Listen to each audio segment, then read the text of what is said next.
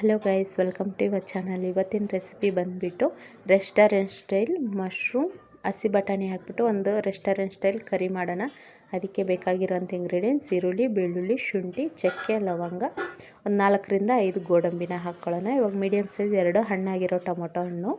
ಇವಾಗ ಮಶ್ರೂಮು ನೀಟಾಗಿ ತೊಳ್ಕೊಂಡು ನಾವು ಮೇಲೆ ಸಿಪ್ಪೆ ಎಲ್ಲ ತೆಗೆದುಬಿಟ್ಟು ಒಂದು ಮಶ್ರೂಮಲ್ಲಿ 2 ಪೀಸ್ ಮಾಡ್ಕೋಬೇಕು.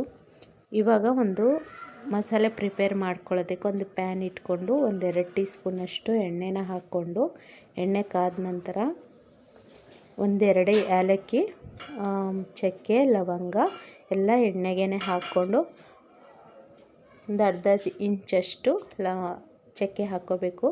ಶುಂಠಿ, ಬೆಳ್ಳುಳ್ಳಿ ಇಷ್ಟನ್ನು ಹಾಕ್ಬಿಟ್ಟು ನೀಟಾಗಿ ಮೊದಲು ಹಸಿ ವಾಸನೆ ಹೋಗೋವರೆಗೂ ಫ್ರೈ ಮಾಡ್ಕೋಬೇಕು.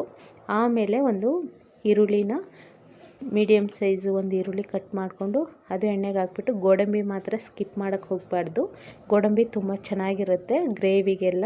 ರೆಸ್ಟೋರೆಂಟ್ ಸ್ಟೈಲ್ ಬರಬೇಕಂದ್ರೆ ನಾವು ಗೋಡಂಬಿ ಆ್ಯಡ್ ಮಾಡಲೇಬೇಕು. ಅದಕ್ಕೆ ಫ್ರೈ ಆದಮೇಲೆ ಇವಾಗ 2 ಟೊಮೊಟೊ ಹಣ್ಣು ಕಟ್ ಮಾಡ್ಕೊಂಡಿದ್ವಲ್ಲ ಅದನ್ನು ಹಾಕ್ಕೊಂಡು ಒಂದು 2 ನಿಮಿಷ ಅಷ್ಟು ಫ್ರೈ ಮಾಡಿಕೊಂಡ್ರೆ ರೆಡಿ ಆಗುತ್ತೆ. ನೋಡಿ, ಈ ರೀತಿ ಫ್ರೈ ಆದರೆ ಸಾಕು. ಇವಾಗ ಗ್ಯಾಸ್ ಆಫ್ ಮಾಡಿಬಿಟ್ಟು ಅದು ತಣ್ಣಗಾದಮೇಲೆ ನಾವು ಮಿಕ್ಸಿ ಜಾರ್ ತಗೊಂಡು ಬ್ಲೆಂಡ್ ಮಾಡ್ಕೋಬೇಕು ಮಸಾಲೆನ. ಗ್ಯಾಸ್ ಆಫ್ ಮಾಡಿಬಿಡೋಣ. ಇವಾಗ ನೋಡಿ, ಒಂದು ಮಿಕ್ಸಿ ಜಾರ್ ತಗೊಂಡು ನಾವು ಫ್ರೈ ಮಾಡ್ಕೊಂಡು ಇಟ್ಕೊಂಡಿದ್ವಲ್ಲ ಈರುಳ್ಳಿ, ಬೆಳ್ಳುಳ್ಳಿ ಎಲ್ಲ ಹಾಕ್ಬಿಡೋಣ. ಇದಕ್ಕೇ ಸ್ವಲ್ಪ ಕೊತ್ತಂಬರಿ ಸೊಪ್ಪು ಆ್ಯಡ್ ಮಾಡ್ಕೋಬೇಕು. ಸ್ವಲ್ಪ ಪುದೀನ ಹಾಕ್ತಾಯಿದ್ದೀನಿ, ಫ್ಲೇವರ್ಗೆ ತುಂಬ ಚೆನ್ನಾಗಿರುತ್ತೆ. ಇವಾಗ ನೀಟಾಗಿ ನೈಸಾಗಿ ಬ್ಲೆಂಡ್ ಮಾಡ್ಕೊಂಡು ಬರಬೇಕು.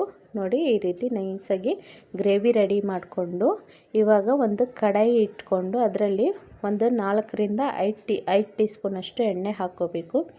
ಈ ಗ್ರೇವಿ ಬಂದುಬಿಟ್ಟು ನಿಮಗೆ ಚಪಾತಿ, ಪೂರಿ, ಪುಲ್ಕ, ವೈಟ್ ರೈಸ್ಗೂ ಚೆನ್ನಾಗಿರುತ್ತೆ, ಒಂಥರ ರೆಸ್ಟೋರೆಂಟ್ ಸ್ಟೈಲಲ್ಲಿ.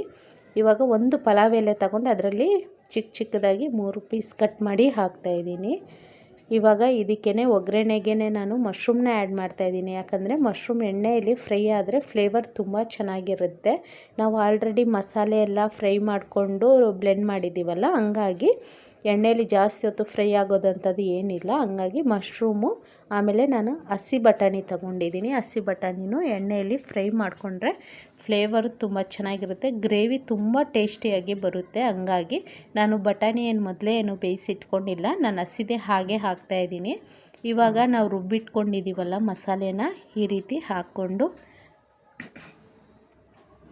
ಹಸಿ ವಾಸನೆ ಹೋಗೋವರೆಗೂ ಸ್ವಲ್ಪ ಫ್ರೈ ಮಾಡಿಕೊಂಡು ಅದಕ್ಕೇ ರುಚಿಗೆ ತಕ್ಕಷ್ಟು ಅಂದರೆ ಅಚ್ಕಾರದ ಪುಡಿ 2 ಟೀ ಸ್ಪೂನಷ್ಟು ಹಾಕ್ಕೊಂಡು, ಸ್ವಲ್ಪ ಅರಿಶಿನ ಪೌಡ್ರು ಒಂದು ಅರ್ಧ ಟೀ ಸ್ಪೂನಷ್ಟು, ರುಚಿಗೆ ತಕ್ಕಷ್ಟು ಸಾಲ್ಟು, 1-2 ಟೀ ಸ್ಪೂನಷ್ಟು ಧನಿಯಾ ಪೌಡ್ರ್ ಹಾಕ್ಕೊಂಡಿದ್ದೀನಿ. ಧನಿಯಾ ಪೌಡ್ರ್ ಇಷ್ಟೂ ಹಾಕ್ಬಿಟ್ಟು ನೀಟಾಗಿ ಮಿಕ್ಸ್ ಮಾಡ್ಕೋಬೇಕು. ನೀವು ಬೇಕಂದರೆ ಫೈನಲಾಗಿ ಸ್ವಲ್ಪ ಗರಂ ಮಸಾಲನೂ ಹಾಕ್ಕೋಬೋದು. ನಾನು ಯಾಕಂದರೆ ಬ್ಲೆಂಡ್ ಮಾಡಬೇಕಾದ್ರೆ ನಾವು ಏಲಕ್ಕಿ ಅದು ಇದು ಎಲ್ಲ ಹಾಕಿ ಬ್ಲೆಂಡ್ ಮಾಡಿದ್ದೀವಲ್ಲ, ಹಂಗಾಗಿ ಗರಂ ಮಸಾಲ ಆ್ಯಡ್ ಮಾಡಿಲ್ಲ. ಇವಾಗ ನೀರು ಎಷ್ಟು ಬೇಕು ನಿಮ್ಗೆ, ಗಟ್ಟಿ ತಿಕ್ನೆಸ್ ಎಷ್ಟು ಬೇಕು ಅದು ನೋಡಿಕೊಂಡು ನೀರು ಹಾಕ್ಕೋಬೇಕು. ನಾನು ಸ್ವಲ್ಪ ಮೀಡಿಯಮಾಗಿ ತಿಕ್ಕಾಗಿ ಇರಬೇಕು ಅಂತ ಹೇಳ್ಬಿಟ್ಟು ನಾನು ಮೀಡಿಯಮಾಗಿ ನೀರು ಆ್ಯಡ್ ಮಾಡಿದ್ದೀನಿ, ಒಂದು ಅರ್ಧ ಲೋಟ ಅಷ್ಟು. ಯಾಕಂದರೆ ಮಶ್ರೂಮಲ್ಲೂ ನೀರು ಇರುತ್ತಲ್ವ, ಹಾಗಾಗಿ ನೀರು ಜಾಸ್ತಿ ಹಾಕ್ಕೋಬಾರ್ದು, ನೀರು ಆಗಿಬಿಡುತ್ತೆ, ತೆಳುವಾಗಿಬಿಡುತ್ತೆ. ಹಂಗಾಗಿ 1-2 ನಿಮಿಷ ಅಷ್ಟು ಲಿಡ್ಡನ್ನ ಕ್ಲೋಸ್ ಮಾಡಿಬಿಟ್ರೆ ನೀಟಾಗಿ ಬೆಂದಿರುತ್ತೆ. ನೋಡಿ, ತುಂಬ ಚೆನ್ನಾಗಿರುತ್ತೆ ರೆಸ್ಟೋರೆಂಟ್ ಸ್ಟೈಲು. ಫ್ಲೇವರ್ ಮಾತ್ರ ವಂಡರ್ಫುಲ್ ಆಗಿರುತ್ತೆ. ಒಂದು ಸಲ ಟ್ರೈ ಮಾಡಿ ನೋಡಿ ನೀವು. ರೆಡಿಯಾಗಿದೆ. ಇವಾಗ ಎಣ್ಣೆ ಎಲ್ಲ ಸೈಡ್ಸ್ ಎಲ್ಲ ಬಿಟ್ಕೊಂಡಿದೆ ನೋಡಿ, ರೆಡಿಯಾಗಿದೆ ಗ್ರೇವಿ. ನಮ್ಮ ಚಾನಲ್ ಯಾರಾದರೂ ಹೊಸ್ದಾಗಿ ನೋಡೋರಾದರೆ ಪ್ಲೀಸ್ ನಮ್ಮ ಚಾನಲ್ನ ಸಬ್ಸ್ಕ್ರೈಬ್ ಮಾಡಿ, ಲೈಕ್ ಮಾಡಿ, ಶೇರ್ ಮಾಡಿ, ಕಮೆಂಟ್ ಮಾಡಿ.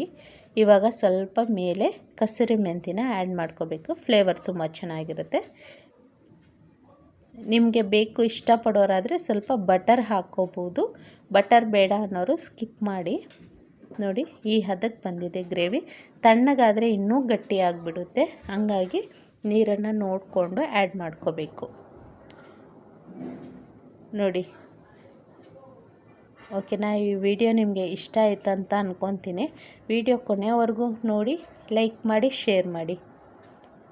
Thank you for watching.